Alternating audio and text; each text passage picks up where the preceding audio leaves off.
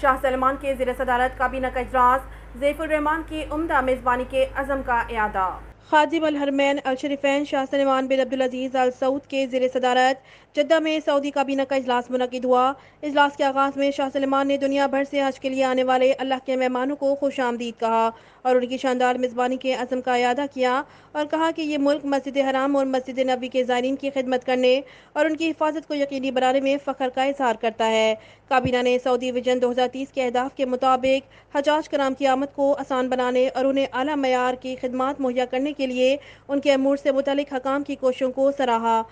کابینہ کو خادم الحرمین الشریفین کی ہدایات کی تعمیل میں ولی عہد اور وزیر اعظم شہزادہ محمد بن سلمان کے دورہ فرانس سے متعلق آگاہ کیا گیا اور دونوں ممالک کے درمیان نمایاں تعلقات اور انہیں تمام شعبوں میں مضبوط بنانے کے طریقوں کو سراہا گیا۔ کابینہ نے اجلاس میں متعدد فیصلے کیے ہیں اور سعودی عرب اور رومانیہ کی حکومتوں کے درمیان شہری دفاع اور شہری تحفظ کے شعبے میں تعاون کے لیے مفاہمت کی یادداشت کے مسودے کے بارے میں بات چیت کرنے کے لیے وزیر خارجہ اور وزیر داخلہ کے نائب کو اختیار دیا ہے۔